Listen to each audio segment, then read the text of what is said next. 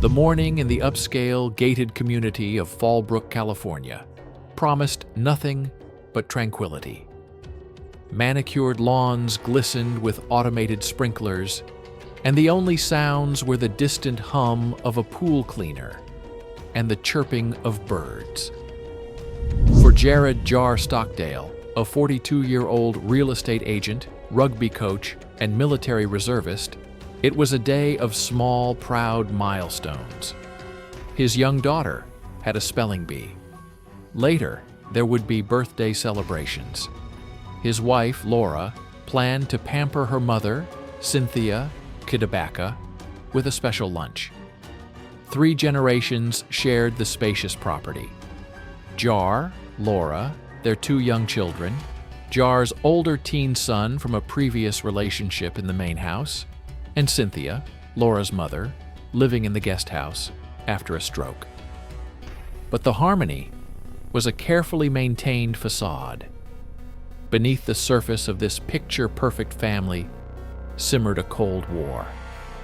The central conflict was between Jared, the disciplinarian patriarch, and his mother-in-law Cynthia, a self-described ghetto grandma who chafed under his rules.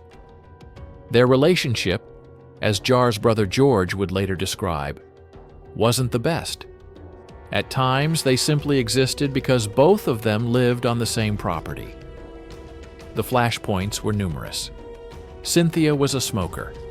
Jared detested it, forbidding it around his children. He believed that if you're going to stay in my home, then you have to abide by my rules, George said. This led to surreal, hostile encounters. My Aunt Cindy would be on the back patio smoking, and he would be out there watering. He would see, "Oh, where I see smoke, I see fire. Gotta put out the fire." And he would hose my aunt down. Cynthia, in turn, believed Jared was too strict, even abusive, with the children. She disapproved of his methods, while he resented her undermining his authority. Laura often found herself trapped in the middle, a peacekeeper in a conflict with no peace. On this particular morning, the final, fatal spark was lit. As Jared's daughter prepared for her spelling bee, he made a comment about her outfit.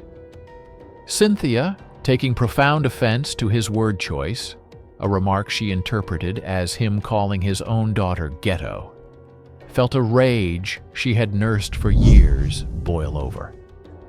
This wasn't just about an outfit. It was about every hosing, every argument, every perceived slight and moment of control. While the family dispersed, Cynthia retreated to her guest house. She didn't fume or cry. She made a decision. From her purse, she retrieved her .38 caliber revolver, a gun she had taken to a shooting range just 2 weeks prior, practicing, as the prosecution would later assert. She loaded it with 5 rounds. The piercing cracks that shattered the Fallbrook calm just after 9 a.m. were so foreign, so out of place, that neighbors struggled to process them. The desperate cries for help, punctuated by more gunfire, painted an audio portrait of pure terror, unfolding behind the stucco walls and blooming bougainvillea. Deputies arriving at the Stockdale residence found a scene of surreal horror. A trail of fresh blood led from the lush backyard patio across the concrete and into the kitchen of the main house. Peering through windows, they spotted the victim. They did see the body from outside and went in to actually conduct a rescue, a sergeant recalled. But rescue was impossible. Jared Stockdale lay in a pool of his own blood, his body ravaged by multiple gunshot wounds. He was dead. Miles away, his brother George felt a surge of inexplicable dread. A call, then news reports, sent him speeding toward Fallbrook. As I approached the neighborhood, I was hearing these helicopters circling, George recounted. They already put up the yellow "Do Not Cross" tape around where my brother lives. And then I knew right then and there that something was happening. After agonizing hours behind the police line, a detective delivered the blow. I said, "Wow." That's all I said. I said, "Wow." Wow. My mind just kind of couldn't take that kind of news. His next duty was the cruelest, calling his mother on the East Coast. "My mother lost just about every breath she had," he said.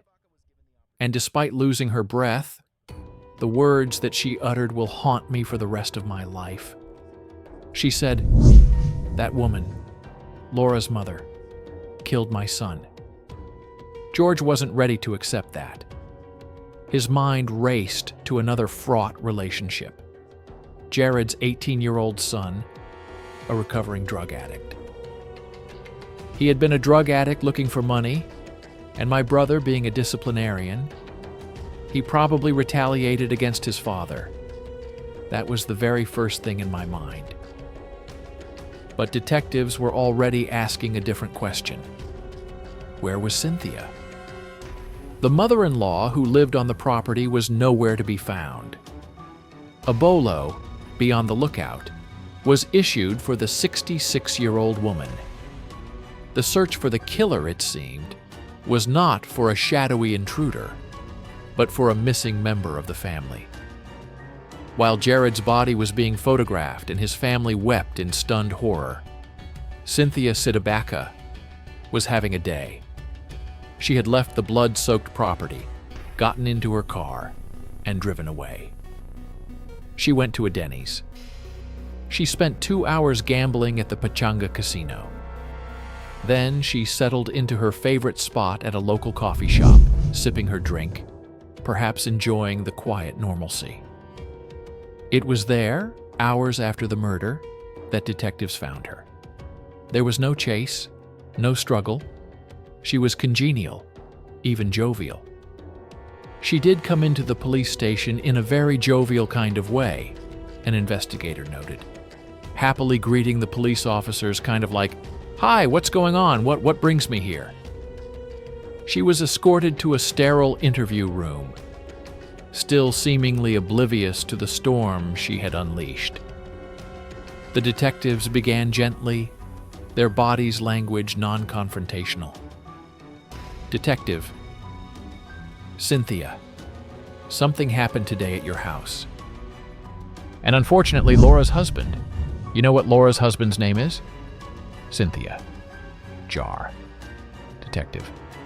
"Well, unfortunately, Laura's husband has passed away." Cynthia's face showed a flicker of something. Surprise?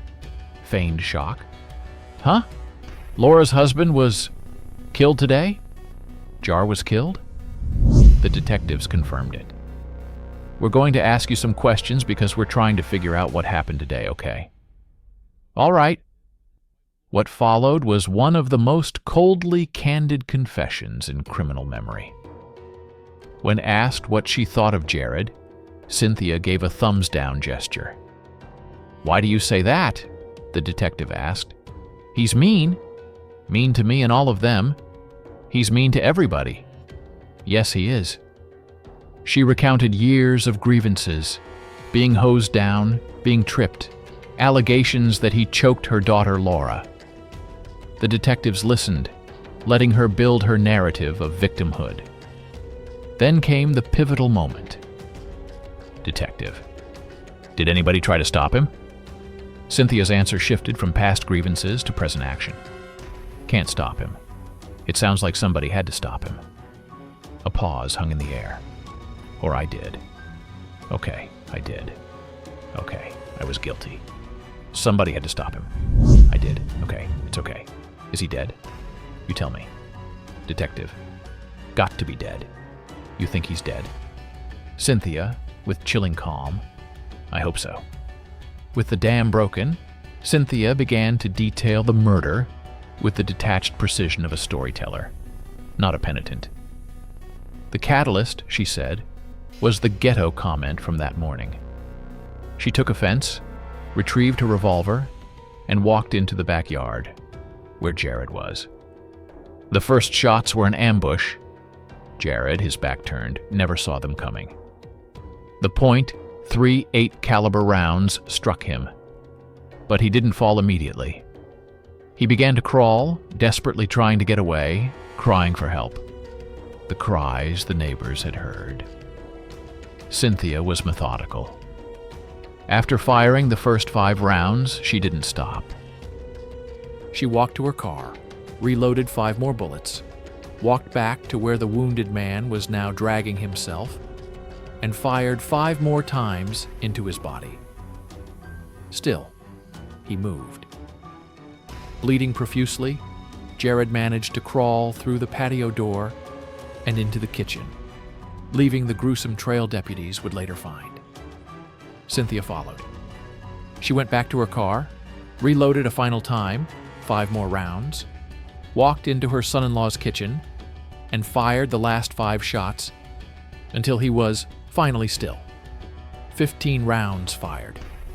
12 found their mark. The violence was exhaustive, personal, and left no room for interpretation.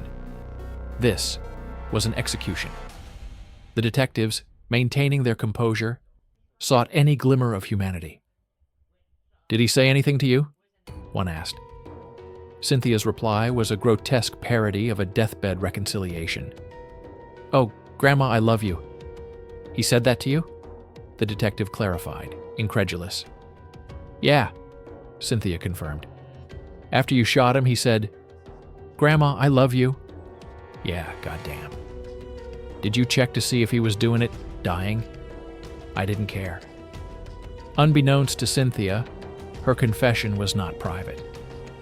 In a nearby family waiting room, Jared's brother George, his sister Janisa, and other relatives were sitting in numb silence. The walls were thin. "As I was sitting there," George recalled, his voice still etched with trauma, "I heard, along with my other family members, she loudly said, 'Yes, I shot him.' We all just stared. We just can't believe that she did it." Then, they heard her cheerful, relieved voice through the plaster and drywall. "Is he alive?" A pause. "He's not? Oh, good. Good. Oh, thank you. Thank you. The family listened, frozen, as the detective asked the final, monstrous question. "You don't feel bad about it?" Cynthia's answer, "No." "Would you do it again?" "Yes." The wave of nausea and rage that washed over the Stockdale family was incalculable. This wasn't just a murder. It was a celebration. Their brother's life had been erased, and his killer, a woman they had broken bread with, was thanking God for it. Detectives, having secured a full confession, allowed Laura, the murdered man's wife and the killer's daughter, to see her mother. The encounter was devastating. Laura, her world annihilated, sobbed uncontrollably. 13 years. I wanted to go get him. I'm devastated, she wailed to her mother, who sat handcuffed and impassive. Then came Jared's young daughter, Cynthia's own granddaughter. The child was led in, trembling. She looked at the grandmother who had just murdered her father. "Go kiss her," someone urged softly. The child's reaction was a raw, wound-given voice. "No, you killed my dad." Cynthia Cdebaca was charged with first-degree murder. The prosecution's case was formidable. The physical evidence, the neighbors' 911 calls, and the jaw-dropping interrogation video. They argued it was cold, callous, and premeditated, citing the shooting range visit. The defense's strategy was to paint Jared Stockdale as a tyrannical abuser who pushed a mentally frail woman to a breaking point. In a shocking move, Laura Stockdale, the victim's widow, testified for the defense, supporting claims of her husband's abusive behavior. The trial became a painful public dissection of a marriage and a family. with Laura trapped between loyalty to her dead husband and love for her murderous mother. Throughout the proceedings, Cynthia's demeanor was bizarrely detached. During the reading of the verdict, as the courtroom held its breath, she was seen casually waving at the judge as if acknowledging a friend at a picnic. It didn't help. The jury found her guilty of first-degree murder. At sentencing, the Stockdale family confronted her one last time. Jared's sister, Janisa, held up 15 large photographs, one for each bullet fired. "Every one of these photos epitomize him, his family, and his love of life," she declared, forcing the court to see the man, not just the victim. Laura, forever broken, also spoke. "I love my mom. She's not well. But I love you too," she said, a testament to the impossible the crime had caused. The judge, citing the utter and complete lack of remorse, sentenced 66-year-old Cynthia Cdebaca to 50 years to life in prison. For George Stockdale, even that seemed lenient. 50 years? Honestly, I thought she got off easy. The question of why echoes beyond the courtroom. Was Jared Stockdale an abusive monster who terrorized his family? Or was Cynthia a manipulative, vengeful woman who used perceived slights to justify a premeditated assassination? The truth likely lies in the toxic, pressurized space between them. A domestic Cold War that turned hot with unimaginable fury. The prosecution's final word perhaps rings truest.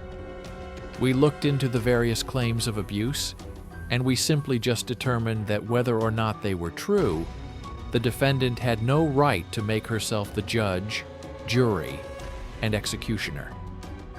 This was simply an act of vigilante homicide. The fallout is a permanent scar." "We still cry a lot," George said. "Not only did we lose Jared that day, but we lost my aunt too." He searches for words to describe Cynthia Cdebaca and settles on something beyond human. The word monster is even too good for some like her. She's a devil. How could you do this to someone who permitted you to live in this home? And you did this without thinking about the consequences for your daughter, your grandchildren. That's the definition of a devil. In the end, the gated community's gates could not keep out the horror that grew from within. The true shock of the case is not just in the 15 bullets, but in the cheerful thank yous that followed them, proving that the most terrifying cells are not made of concrete and steel, but of shared blood and shattered trust. To understand the cataclysm at the Stockdale residence, one must venture into the psychological landscape Cynthia Cdebaca inhabited in the years, months, and minutes leading up to the shooting. Forensic psychologists and investigators later pieced together a portrait not of a sudden snapping, but of a slow, steady calcification of hatred within a shared, distorted reality. Cynthia's identity was deeply tied to her self-proclaimed ghetto grandma persona, a badge of honor representing resilience, street-smart authenticity, and a rejection of pretense. Jared Stockdale, with his military discipline, real estate career, and strict rules for his children in an upscale neighborhood, embodied everything she distrusted: authority, conformity, and what she might have perceived as acting white or selling out. His hosing her down wasn't just about the smoking. To her, it was a humiliating ritual of domination, a literal and figurative dousing of her identity. Each incident was a story she collected, a grievance she polished in the quiet of the guest house. Her stroke added a critical layer of vulnerability and perceived of powerlessness. Dependent on the very family she increasingly resented, she felt trapped. The guest house, meant as a sanctuary, became a gilded cage. Her daughter Laura's attempts to mediate were seen by Cynthia not as peacekeeping, but as weakness, a failure to choose her own mother over a tyrannical husband. This created a toxic echo chamber. With limited outside social contacts, Cynthia's worldview became increasingly isolated and reinforced. She likely spent hours ruminating on past conflicts, magnifying them, weaving them into a narrative of relentless persecution. Jared wasn't just a difficult son-in-law. In her mind, he transformed into an abuser, a threat to her daughter and grandchildren. The shooting range visit 2 weeks prior is the starkest evidence of this internal progression. This wasn't a spontaneous act of rage practice. It was a rehearsal. She was visualizing the solution. On the morning of the murder, Jared's comment about his daughter's outfit being ghetto was the ultimate psychic injury. It struck at the core of her self-named identity. He wasn't just criticizing an outfit. He was, in her interpretation, rejecting and insulting the very essence she clung to. It confirmed her darkest narrative. He saw her ghetto nature as a contaminant, something to be scrubbed from his perfect family.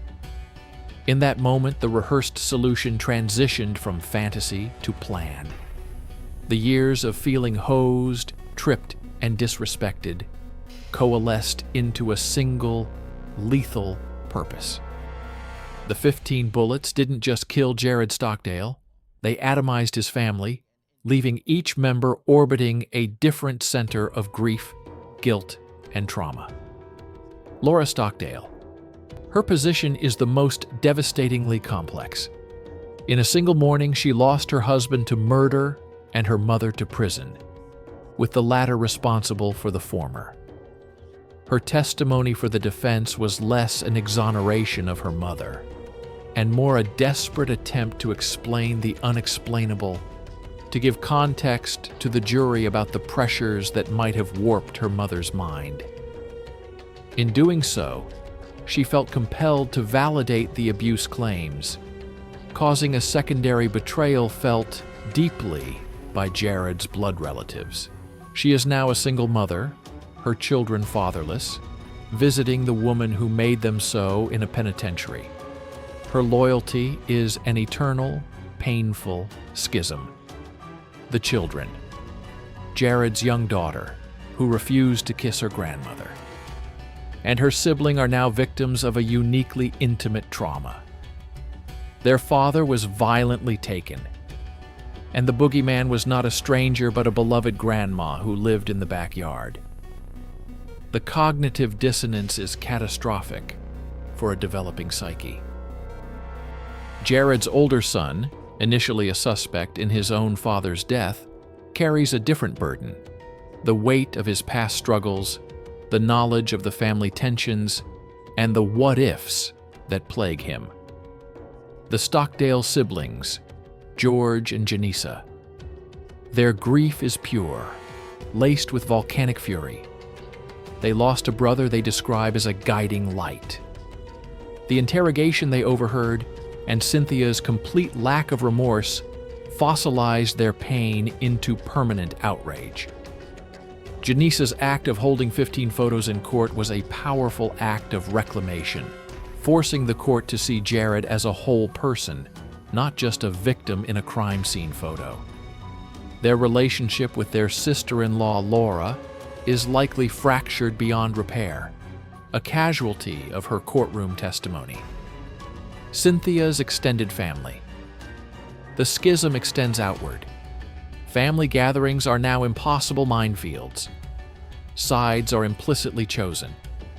The Cdebaca family name is now permanently associated with a shocking true crime headline, a source of shame and conflict for relatives far removed from Fallbrook. Cynthia's defense team faced a Herculean task: taking a client who had cheerfully confessed on video and arguing she was not guilty of first-degree murder.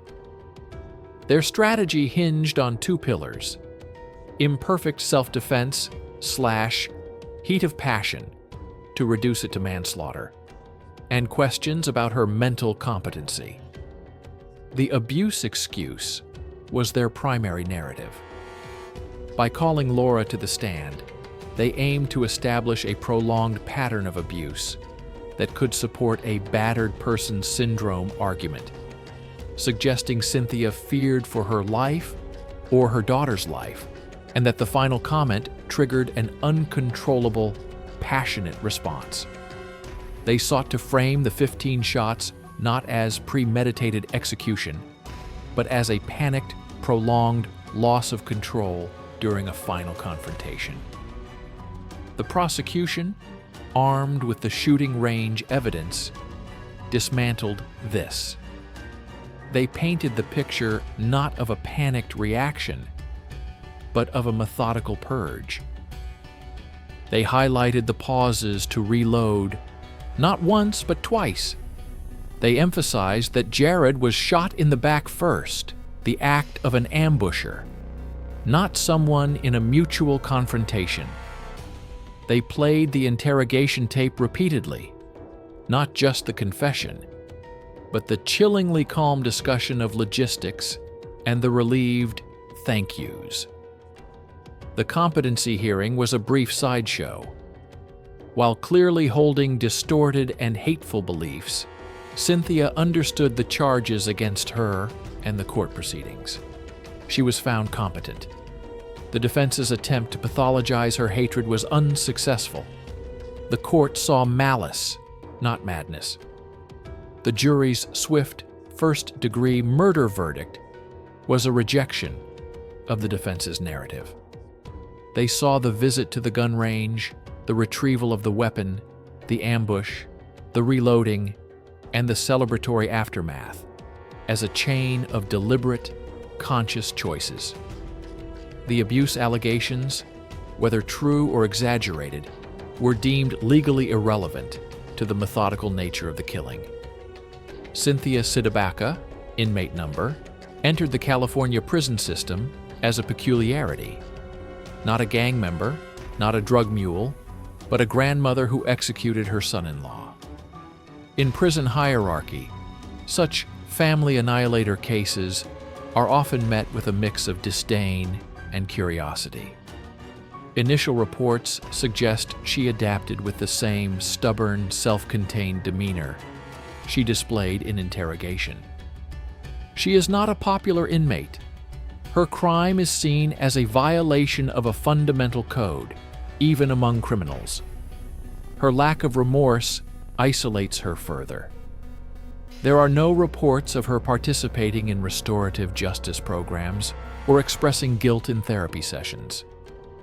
She likely maintains her narrative of justification, a lone figure in the yard, perhaps writing letters to Laura, forever cemented as the heroine of her own twisted story. Her 50 years to life sentence means she will almost certainly die behind bars. Parole boards in decades to come will review her case, and they will watch the same interrogation video. They will see the wave to the judge, hear the thank yous, and read the victim impact statements from Jared's now adult children. Her chances of release are virtually non-existent. The Fallbrook murder reverberates beyond a true crime headline. It touches on raw cultural nerves. The disrespect nexus. At its core, this was a lethal escalation of a perceived lack of respect. The conflict wasn't over money or a tangible asset, but over dignity, authority, and identity. In a nation grappling with conflicts that escalate from arguments to violence, this case is a horrifying extreme of where the toxic brew of pride, resentment, and access to firearms can lead. The aging parent dynamic. The case also shines a light on the complex, often stressful dynamic of multi-generational living. especially when an aging parent moves in. The power shift, the clash of lifestyles, and the simmering resentments are a common source of family tension. Here, that common tension was weaponized into homicide. Performance of normality. The gated community setting adds a layer of dark irony. The Stockdale home was a performance of success and stability. A beautiful family in a beautiful home. Cynthia's guest house was the physical manifestation of a hidden, festering problem. The gunshots didn't just shatter the morning calm, they shattered the meticulously maintained illusion. In the end, the devil was not in the details, but in the guest house. Cynthia Cdebaca had been welcomed as family, housed, and cared for. She repaid that debt with 15 bullets and a sigh of relief. The story serves as a grim reminder that the most secure locks cannot protect against the hatred that is invited inside, that festers in plain sight, and that one day decides to stop complaining and start reloading. The true horror lies not in the mystery of whodunit, but in the crystal clear, smiling why she did it, and her profound gratitude that she succeeded.